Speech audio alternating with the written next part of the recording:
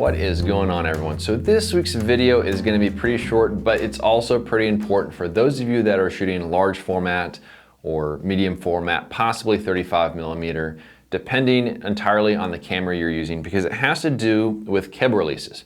So if your camera is going to use a traditional mechanical cable release like this, this is going to be pretty important for you guys. So here's the thing. These cable releases, they can and they will fail in the field. And when they do, it's incredibly annoying if you do not have a backup. So you always want to make sure that you take 2 cable releases with you because they will fail at some point. This one right here has been in service for me since probably 2010 or so. I had a really cheap one that just kind of exploded on me in the field.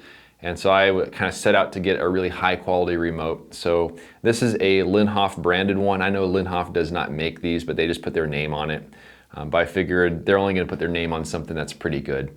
But I had this one ever since like 2010 or so. And it finally, on my spring trip, gave out on me and it broke. I didn't even really mention it in the videos because I just had a spare cable release. I pulled that out and I was up and running. What I'm going to do is I'm going to show you how these fail so you'll kind of know what to look for. Also, I'll tell you kind of some recommendations as far as what to look for when you're getting yourself a cable release. So first of all, if I hit the button right here, you're going to see that the part that comes out, it doesn't come out very far anymore.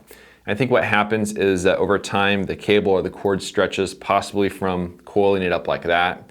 And as a result, at some point eventually, you just don't really have enough reach on that cable release to actually trip the shutter fully. By comparison, here's the backup I have, and this is one that still works really, really well. And so if I somehow manage to juggle holding both of these at the same time. So this right here is the defective one, and then this right here is the good one. You see it has just so much more reach coming out of it there. And if I attempt in some way to hit both of these at the same time, you can see how much of a difference there is in terms of the ability to trip that shutter. So this one right here, the one I've had for a long time, this one is now trash. And this is now going to be my primary cable release. I typically prefer the design of the one that I had before. I think they call this like the T-lock. On these guys right here, basically you flip that down, you turn that little guy there just to lock it in place. I like that because it's not going to automatically lock.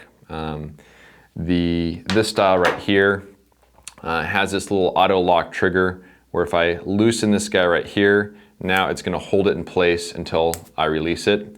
My only problem with that is that if this guy accidentally loosens up and I'm not really paying attention to it, it might stop me from, if I'm just trying to do a bulb exposure, it might just hold it open longer than I want. So typically, I don't like this style right here, but this is a backup that I got from a friend a long time ago, and it has been working pretty well. I'm trying out this guy right here as a new release. Again, it's going to be the style that has this little guy you tighten down, but nice, good long throw to it there. This cable is a little bit more unruly because it really wants to just be straight. But I did try this on my Arca Swiss camera on the Yellowstone trip. I just exposed a couple pieces of film, but on that trip, this one actually worked quite well. But I do store it in a cloth sleeve just so that it doesn't have to get wound too tightly, and also so it kind of doesn't just spring all over the place. So I just put it in that little guy right there. Now, when it comes to looking for a cable release when you are buying one, here's the thing I found. They're typically made in 2 different places, either China or Germany. And you probably know exactly what I'm going to say right here. The German ones are typically built better.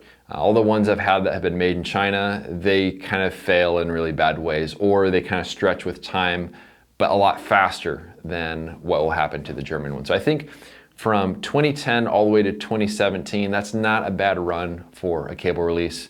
And the one I replaced it's also made in Germany as well. So those are your tips. Look for one that's made in Germany, and also have an extra with you because they will fail, and it's really, really annoying when they do. I want to thank everyone for watching, and we'll see you around next week.